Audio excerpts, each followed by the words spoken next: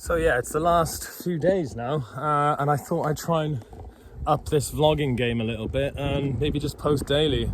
I've got a little bit of time today to kill, and I felt like I spoke yesterday, and I guess there were still other things that I missed out on.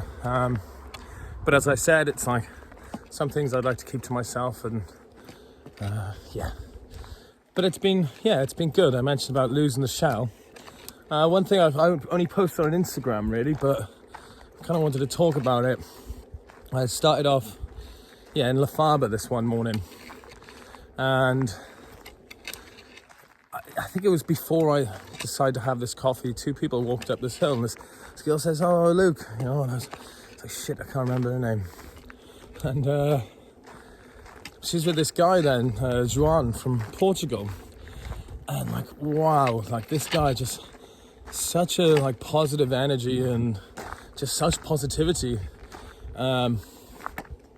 Walking with him was like truly a blessing. I felt like he was a musician as well, guitarist. When we were sitting there having a coffee, he asked if he could have a go at my guitar, and like I'm quite reluctant to hand the guitar out to people, especially if there's drink involved. But it was quite early in the morning. He played some really nice sort of like Django Reinhardt-y stuff, which was fun, and he played for quite a while.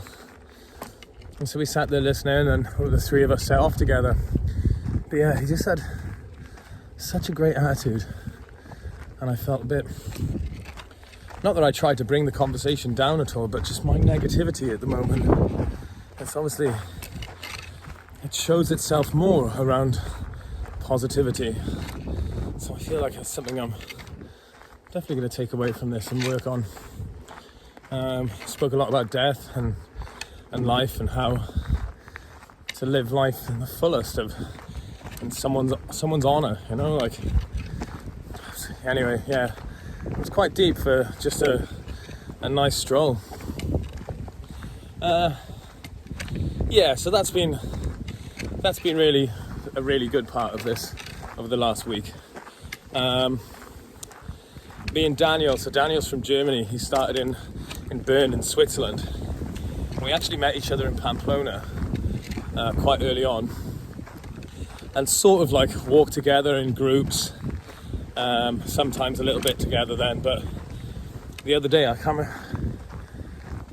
think it might have been after this campsite area we stayed at, which was amazing, little campsite, and they rented tents, and he'd been just sick of albergues, people just snoring, being really loud.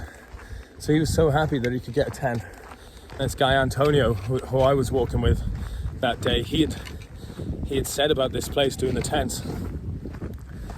And so we walked there, and then Daniel was there. But we left together in the morning, and we walked like 2 or 3 days together. I've just sort of left him now at this last place because I had like a major stress out earlier.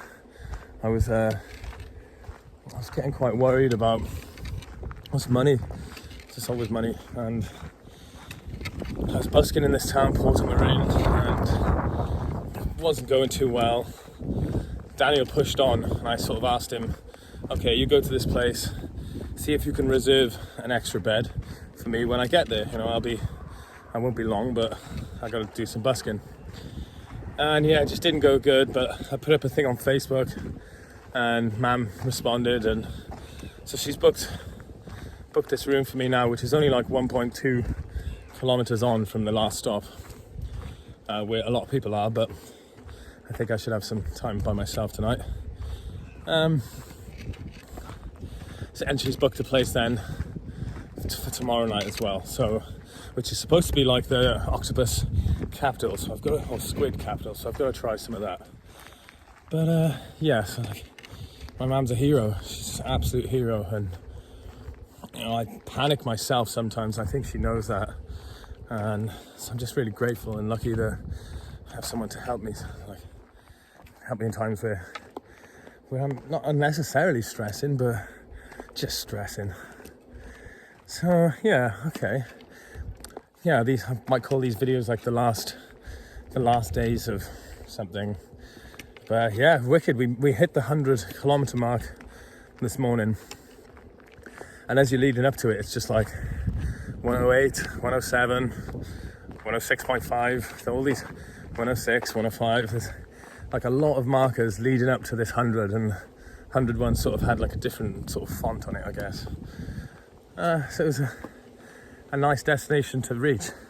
Some of these markers actually change, so the distance of the Camino changes over the years, where different routes form and different diversions, and so it's always been changing. We followed this historical route today, which I got some footage of it, which you'll see eventually, but it sort of led down these like big boulders, like big stones and two thin walls a passage you have to walk through. But that was, really fun.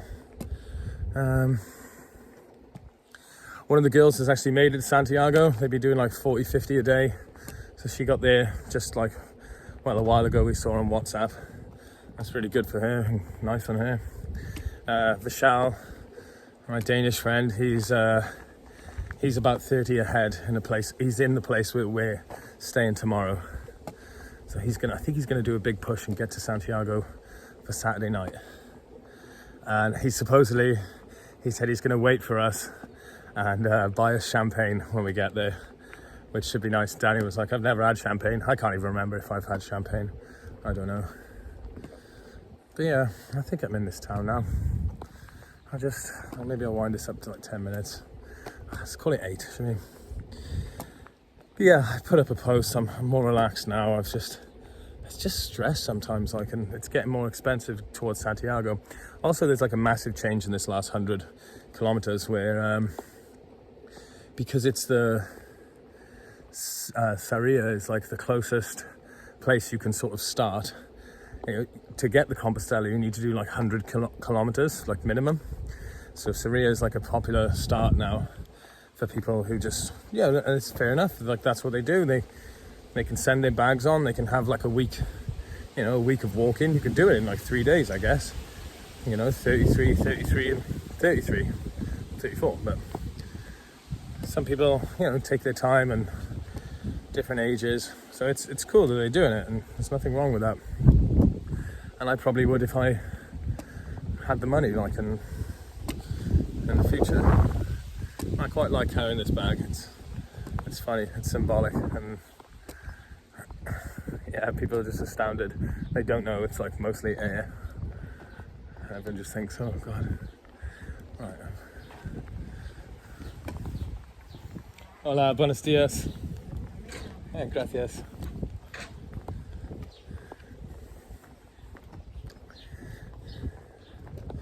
So, lovely little towns.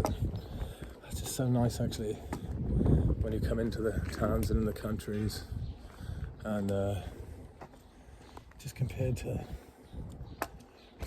the city, like Burgos was just miserable people around, and everyone's just a bit grumpy.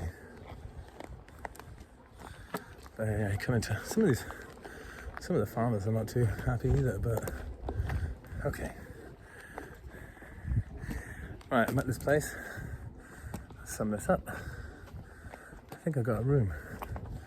So we're good. I'll check back in tomorrow.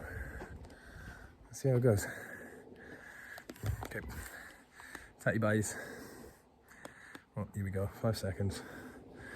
1, 2.